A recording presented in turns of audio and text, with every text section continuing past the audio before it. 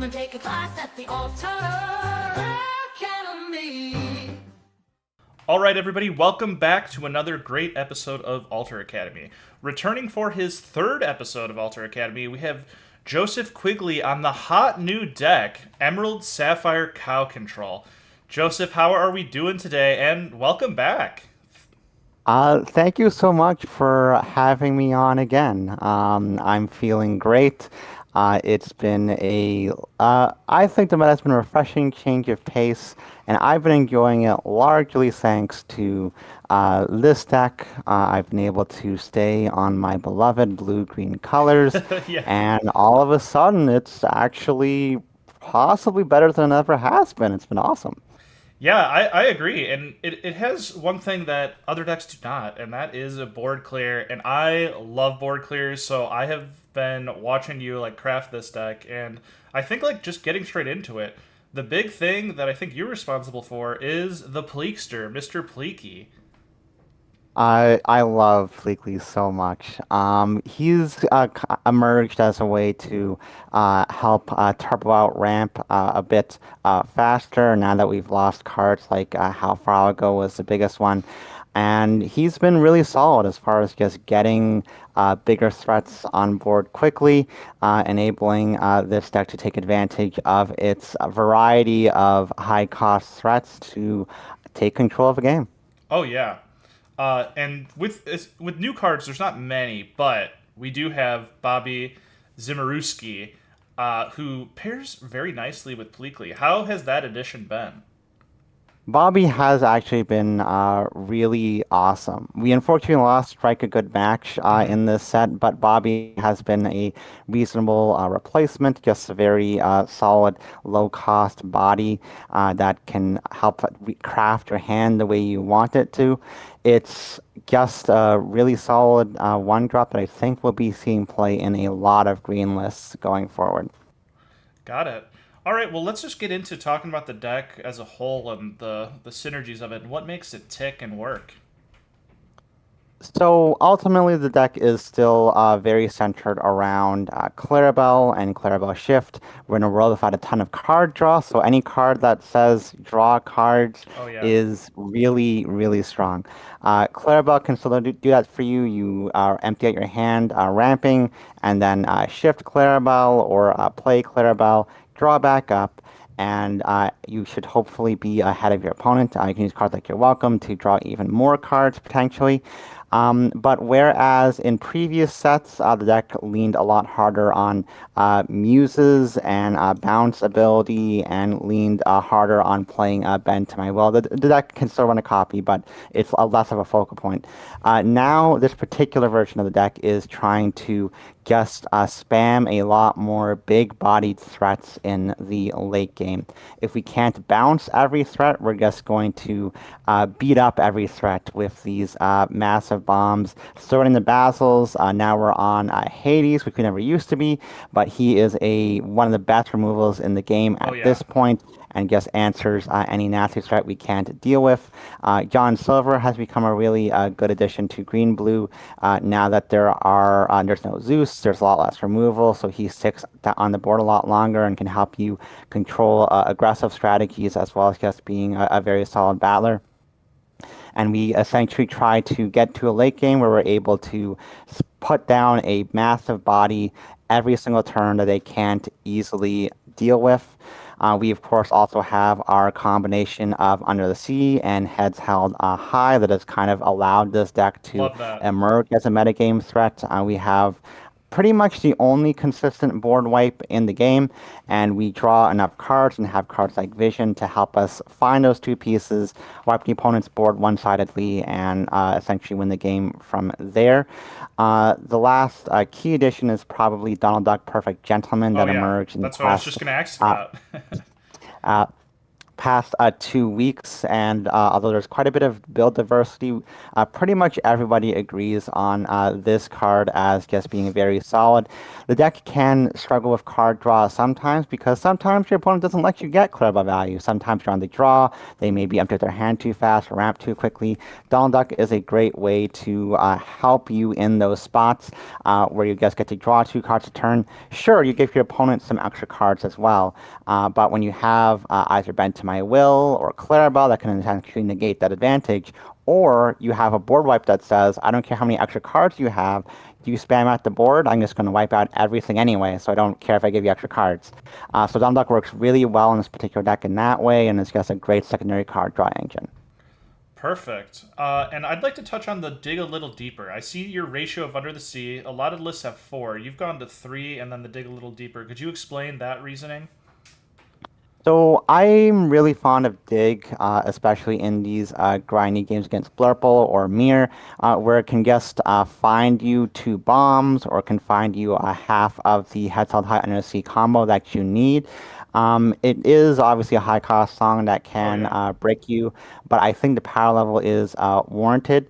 You could run a 4th Under the Sea instead. I think that's perfectly valid.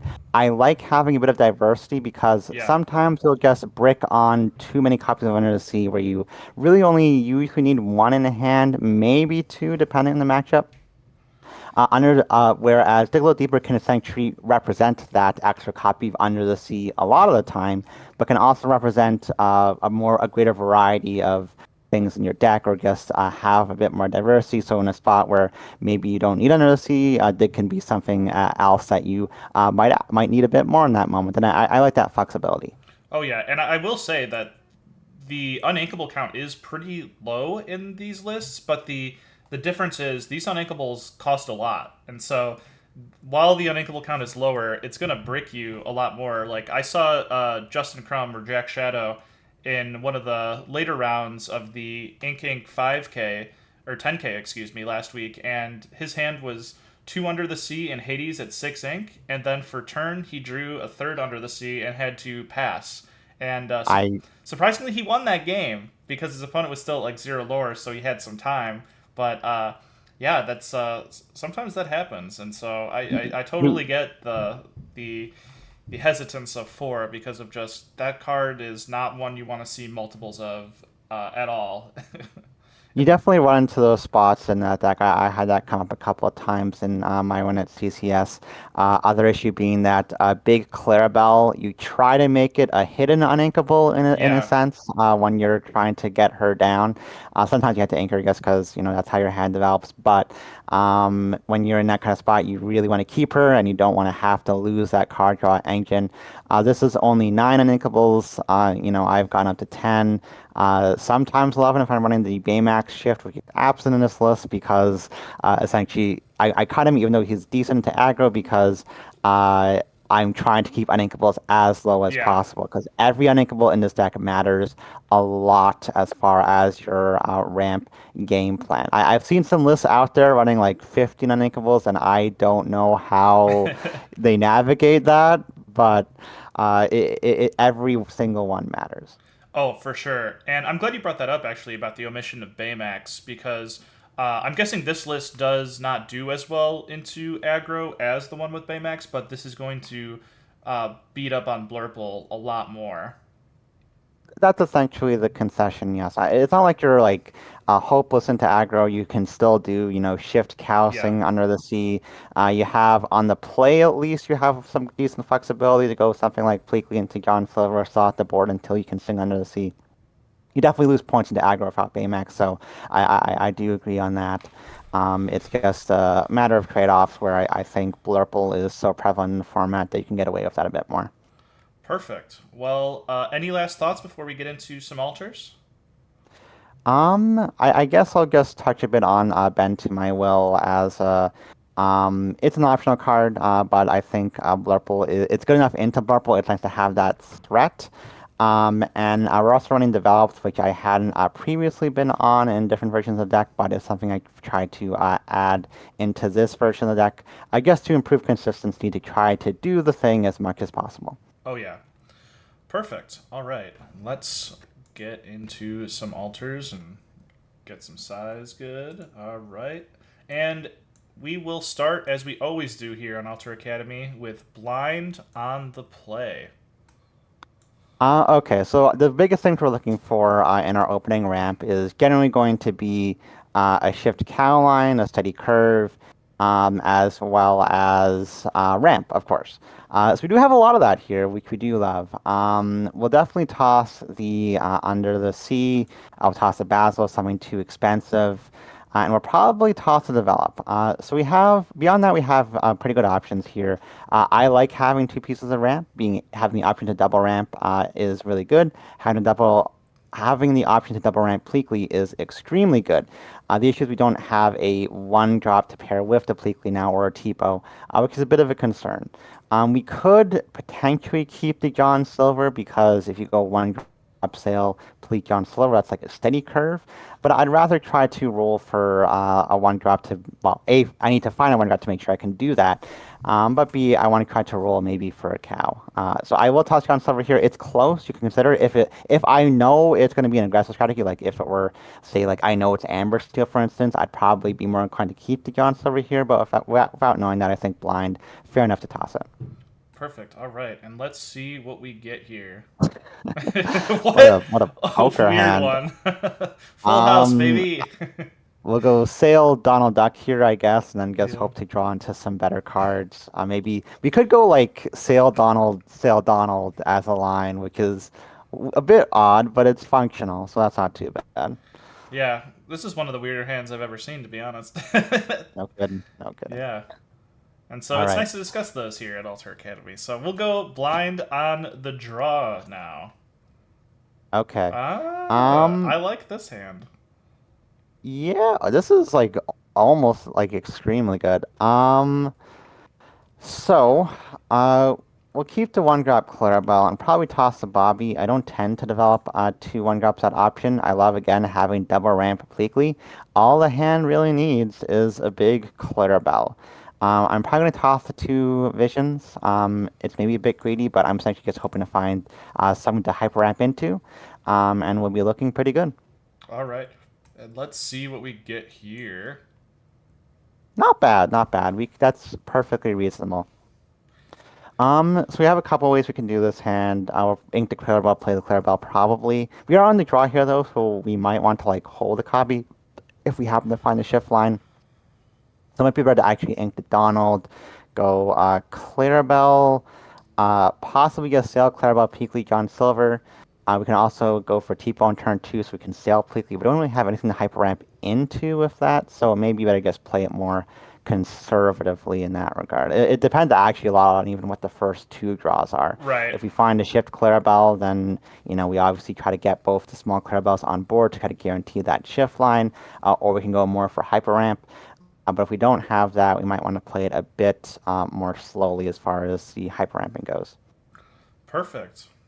Let's go into the big bad of the deck, representing 40% of the field at Friday's 5K at PPG Denver. Blurple on the play. We like a lot of this. So against Blurple, Cal again maintains a lot of emphasis and even more so in a lot of ways. We're really looking to shift Cal, saying you're welcome, and we have a lot of those pieces here, interestingly. So we'll definitely toss divisions. We'll definitely toss the heads held high. We could consider keeping both Tipos if I really wanted to be super greedy. But I really want to find a shift target. So I'm probably going to toss one of the Tipos to try to find that. And we could also consider keeping your welcome here. If I had a shift target, I'm 100% keeping it. Without the shift target, it becomes a bit more greedy. On the play, you don't necessarily like need to like sing it to win. So for that reason, I will toss it. All I need is a shift target to be really good. So I'm gonna try to.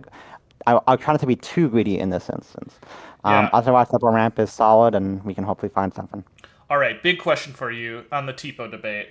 I am on the grouping that likes to keep extra Tipos if my hand is sort of reasonable, has plays, so I don't draw the Tipos later.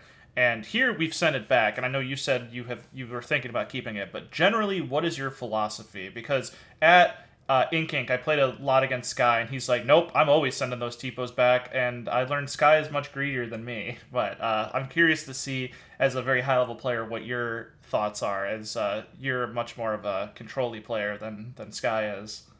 I probably fall more on the greed side of that particular debate.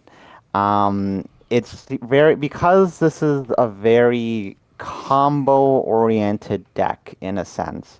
It's a lot harder to find hands where you're completely satisfied that you can like keep a Yep. card like Tipo.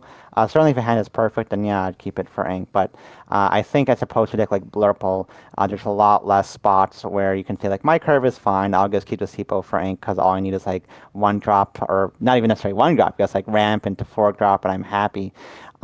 This deck, you need, shift lines, you need specific combo pieces, you want to find good combos to start off your game, and so it's a lot harder to justify that Tipo keep.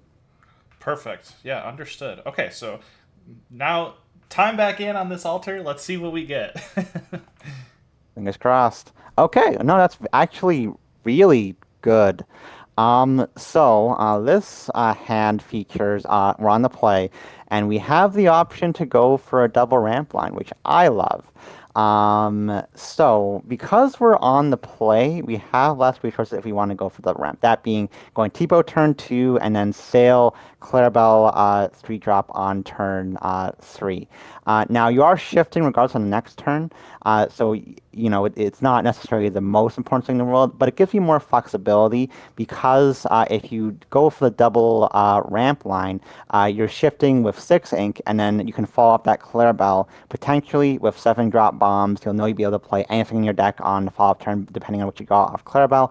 Whereas if you don't do that line, you're limited to 6 ink, and you have a lot less play options because this deck runs so many 7 drops. So double ramping is very advantageous in this deck. And as a result of that, our first turn play is going to be ink the 1 drop Yep. pass. We don't need it, and we need to keep cards in hand if we want to double ramp.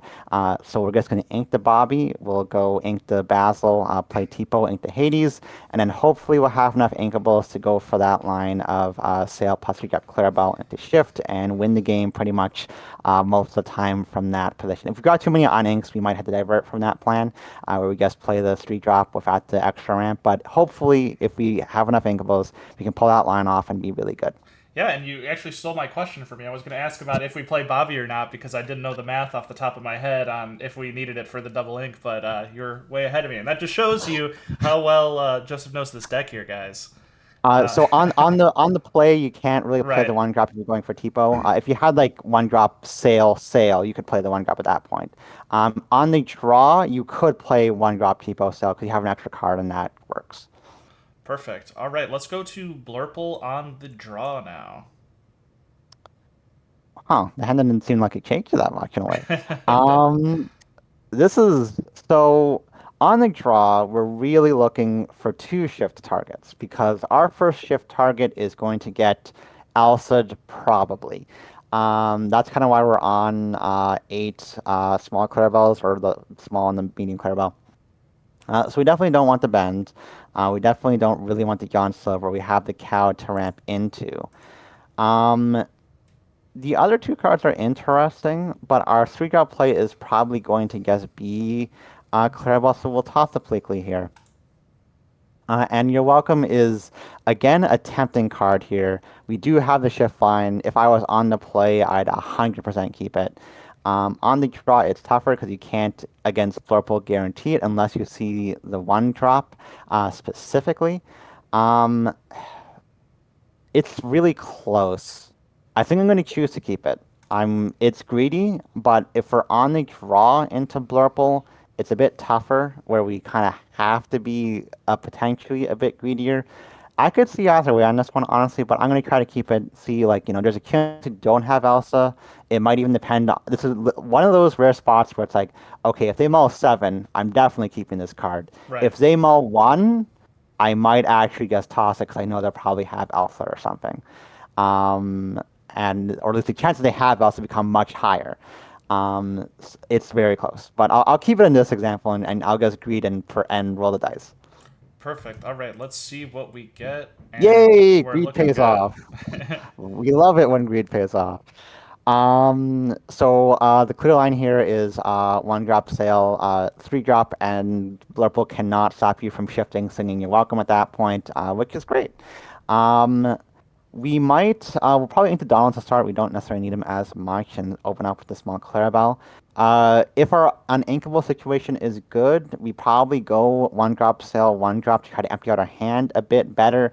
Maybe get that draw from the three drop Clarabelle so we can ensure we have some flexibility as far as like inking and such and following up from the Clarabelle shift. But this is like pretty much as close to as good as you can get into Blurple on the play or draw. Perfect. Love to hear that. All right, let's go and switch gears here and go into Amber Steel aggro on the play. Oh, that's an interesting hand to start off with. So Amber Steel, the name of the game is basically Under the Sea. Yep. You need to hit that early on. On the play, you have quite a bit of more leeway as far as casting this card, where you have like an extra turn or two where you can potentially get there. On the draw, you have to get it fast, but we'll get into that. So this is pretty much the only matchup where I will consider holding an uninkable in my opening hand. And I think I'm down for that here. So we'll toss the Basil. We'll toss the Heads Held High. We frankly never keep this card, and we definitely don't really need it to do it. Right. I will keep the Undersea here. It's like touch greedy, but against Amber Steel, it's kind of everything. Yeah, So I you have will to have keep it. that card. We like having Tipo Clarabelle shift. That's actually fantastic one to see. On the draw, it's going to be tough for them to stop that. They can try to hardcast strength on turn three, but if they do that, we're winning. Uh, we could even just keep the develop as a safe ink, as a safe card, because we pretty much have our curve right there. I will I'm down to say, toss it though. because of you, I have had to include Fire the Cannons in my Amber Steel just to shoot Tipo and small Clarabelles, so to stop the Under the Sea lines. From that perspective, maybe we do toss it just to find a one drop to make that tougher. We'll toss it just to maybe find a one drop. It like you could keep it for safety, but I'm down to dig a little deeper as it goes. All right, let's see what we alter. Hey, Ooh. speaking of dig, there it is. It is destined to get TIFO'd, sadly. Yes. Yes, it We'll probably try is. to hold on to your welcome because there might be a spot where, we ink Donald, we play TIFO, and then three drop, of course, into shift, and we may want to sing your welcome first and then Under the Sea because that big clear bar probably isn't going anywhere. Right. That might be a good line. Right, right, right. Okay, yeah, I think this was definitely winnable, but now the challenge on the draw. Amber Yeah, Steel this is aggro. where it's like, wow, the deck loves us today. Holy crap. So on the draw, you are essentially in most builds, but even more so this one, looking to cow shifting Under the Sea. You Mhm. need to do that fast, or you're going to die, unless they stumble. So we have those pieces in large part. We'll definitely toss the Visions. We'll definitely toss the Basil. Um, we could consider tossing the sail. We pretty much need to keep Tipo to be like a target for Under the Sea. We Yeah. are kind of expecting that our Clarabelle could get strength, and we might want to like watch how much our opponent mulls for that reason, as far as like how likely it is. Again, if they keep more, it's more likely they have that answer. Versus if they toss like five or six, like okay, maybe they won't have strength this game, and we can get away with it. The only thing this hand is missing is really exactly one drop Clarabelle. Hmm. Where if we have that, we like guarantee Under the Sea against a single strength. They would need two pieces of removal to stop us, which would be really good. So we could consider tossing the sail for that reason. But we also have the option to double ramp, which is pretty potent. It can get us to threats faster, it can get us Under the Sea faster. So I'm willing to keep the double ramp and just try to gamble a bit on things working out, essentially. Just because double ramping is pretty strong in this matchup. It can get you to something like John Silver a bit faster. It can get us to hard casting NOC faster. It draws us a card. Maybe we find the one got credible anyway. I'm down to just two should be okay here. We're kind of gambling a bit on them not finding the strength, but it is Yeah. what it is. Yeah, I like keeping the sail because it already sets up a turn 4 Clarabelle shift into Sing Under the Sea, as is, right? Because we do Yeah, Tipo 2, sail into Clarabelle 3, and then shift on 4, then Sing with the 2, assuming everything survives. But yeah, only so much we I'm can with do. you here. Let's see what we get to improve. And Not too much, but it's ink. hope it's ink. We have ink. We have a line. If we get strength, we kind of die, unfortunately. That's just kind of the reality of facing Amber Steel on the draw, unless you shove and shift Baymaxes in your deck that can do it on turn 3. Yep. Um, but even now though, like Amber Steel decks are going for like Troubadour or like the Aurora into Tiana on turn 2, so they can have a singer on the draw faster. Yeah, Troubadour was Um, such a good addition, and it kind of just like sped up their game plan so much. So Absolutely. But we can just play to our outs, and our outs is shift cow and testing under the sea. And if they don't have it, you get to win on the spot. So essentially, you force them to have it and have it. If they don't, you win. If they do, you don't. And that's just kind of how it goes against Amber Steel on the draw. perfect. All right, let's get into Amethyst Steel, and for the sake of time, on the draw. Okay. We're essentially still looking for similar things. We still like cow shift. We have more flexibility as far as going for other bombs in this matchup because cow shift doesn't get as much value into it. Um, This is actually a really good hand. I like Pleakley Law in this matchup. He can test a lot of Amethyst Steel boards. We'll toss the Visions. We'll probably toss one of the cows because I don't really want to. One of the small cows. Otherwise, I kind of like how this hand shapes up. We have some flexibility if we want to Pleak or go for Clarabelle, depending on how fast they're going. If we find double ramp, we're doing really good. I think that looks pretty solid. Perfect. All right, let's see what we get here. That's pretty fine. We can start off by going for ink the big cow into the Bobby, into the Tipo, into either Pleakley or the Clarabelle. Probably Pleakley most of the time, Mm-hmm. but like if Clarabelle can get a draw, it's probably worth playing the 3-drop cow instead. I don't expect her to survive that often into Amethyst Steel. They'll often have the strength.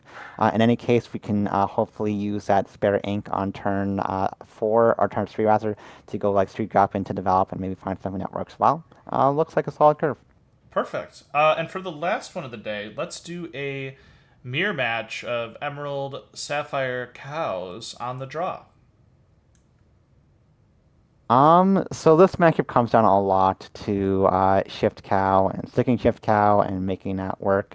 That's essentially the battle. So I'll definitely toss the John Silvers and I'll toss the develop. I'm looking for a one drop here to hopefully guarantee a shift line. Your welcome, I think, is actually like really potent to just keep in this matchup Mm-hmm. because sometimes hard casting it on turn 4, especially on the draw, to like just deny them an ability to shift goes a long way. Now they have more cards in their hand, so they can't necessarily draw off Clarabelle. Like, yes, you're feeding them cards as well, but hopefully you can stick your own Clarabelle to take advantage of that. So I definitely like keeping Welcome a lot of time this matchup, even if I'm not in a position where I'm going to be able to sing it early. I guess to have that option to try to deny Clarabelle shift if I really want to. Perfect. Okay, and let's see what we get here, and if that improves it. Not really. That's basically, Not really, yeah. yeah. We do have, a shift line of going Tipo. If this was on the play, I'd say it's fantastic. On the draw, it's a bit tougher, but if they stumble at all, you're hugely advantage, and that can happen for sure. We'll hold on to your welcome. We could do something like ink the John Silver into like Tipo, probably ink the Under the Sea as it goes. We might do something like hard cast your welcome on turn 3 into Clarabelle 3-drop, which should draw a card at that point, into hopefully shift sing your welcome. Maybe that's a line that works if our Clarabelle survives. Otherwise, we might look for our own shift on turn 4 if we can be greedy. It depends. Yeah, and so this has been kind of an interesting day because we saw Big Clarabelle in pretty much every hand, which I think if you're at a tournament setting, you'd be very, very pleased. This deck is often living and dying by big Clarabelle play or draw. Yeah. In more against more aggressive strategies, you may want to just toss her sometimes because if your hand isn't shaping up well, you may want to like dig for like ramp or whatever. Our hands were pretty good this session, honestly, so it was Yeah. pretty okay to keep her. But if your hand flows well enough, it's often just good to keep her to have that option. Shift singing is always going to be quite potent, even against aggressive matchups, where like you might want to keep her into like control, Blurple, blue green to have the draw, but you want to keep her into aggro so you can sing under the sea quickly if you need to. So she's just such a huge key cornerstone of the deck. She's our Hiram as it goes. Perfect. Okay. Well, Joseph, thank you for coming on another episode of Alter Academy. Is there anything you want to shout out or say before we get out of here today? Shout outs to my team, Enter the Battlefield, for their constant support. And if you want to hear more from me and get more of my insights, you can find my Metafy guide at Pandemonium Heart, where I have an in depth guide on the deck if you want to hear more. And that'll be in the description to this video with a straight link to it. And guys, I've gotten a few guides from Joseph Quigley here, and they're pretty good. And so if you want to up your game and get better on Emerald Sapphire, I suggest getting that guide. He's one of the cheaper models out there. I believe it's $10. That's right, Yeah, $10. so at the cost of 2 packs, hey, who knows, if you win a game or two from that, you'll get those 2 packs right back and then some. So go get his guide, everybody. Thank you so much. I appreciate it. All right. Until next time, this has been Alter Academy. See you all next week, guys.